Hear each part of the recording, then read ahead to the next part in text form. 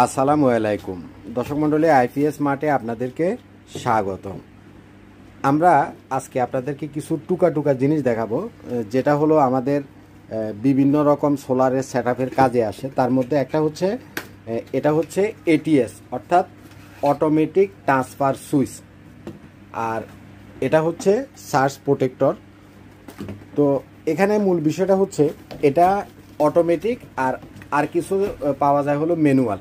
হ্যাঁ, তো বিশেষ করে আপনারা যারা সোলারের সেটআপগুলো করবেন, এ ধরনের আপনার এটিএস সুইচগুলা, তারপরে সার্জ প্রোটেক্টরগুলা এবং সার্কিট ব্রেকারগুলা আপনারা অবশ্যই ব্যবহার করবেন। তার কারণ হচ্ছে আমাদের এখনকার বাংলাদেশে আস্তে আস্তে বর্ষার সিজন আসতেছে, বৃষ্টিপাত হবে এবং আমাদের বাংলাদেশে প্রচুর পরিমাণে বজ্রপাত হয়। এই বজ্রপাতের সময় আপনারা যদি আপনাদের সোলারের লাইনটা এরকম সার্কিট ব্রেকার দিয়ে অফ করে রাখেন, তাতে করে আপনার সোলার ইনভার্টার এবং সোলারের যে জিনিসগুলো সেটাও সেফটিতে থাকবে। উইথ বজ্রপাতের কারণে যদি কোনো কারণে আপনার আশেপাশে বা আপনার বাসার উপরেই বজ্রপাত হয়, সেই ক্ষেত্রে আপনার এই যে জিনিসগুলো যদি আপনি প্রোটেকশনের জন্য না দেন, তাহলে আপনার সোলারের সাথে আপনার যে টিভির কানেকশান দিচ্ছেন, এয়ার কন্ডিশনের কানেকশান দিচ্ছেন বা যত জিনিসের কানেকশান দিচ্ছেন, প্রত্যেকটা জিনিস কিন্তু আপনার পুড়ে যাবে।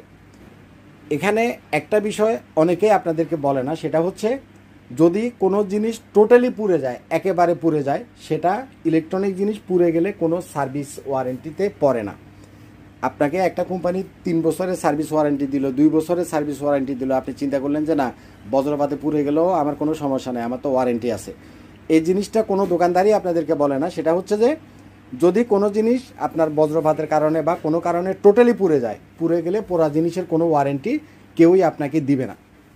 সুতরাং আপনারা যারা হাইব্রিডের সেটআপ করবেন, অফ গ্রিডের সেটআপ করবেন, অথবা যে কোনো রকমের সোলারের সেটআপ করবেন, আপনারা এ ধরনের প্রোটেকশনগুলো অবশ্যই ব্যবহার করবেন।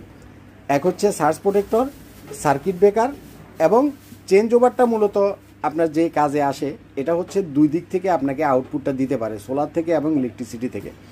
তো আমাদের ময়মনসিংহের গরিপুরে আমাদের এক বড় ভাই আসছেন, তার সেখানে আমরা আরেকটা 6 কিলোওয়াটের সেটআপ ইনশাল্লাহ আগামী সপ্তাহে করব। তো তাকে আমরা মোটামুটি জিনিসগুলো দেওয়ার জন্য রেডি করতেছি। নেক্সট আমাদের আরও 6 কিলোওয়াটের 5টা ভিডিও আসবে ইনশাল্লাহ।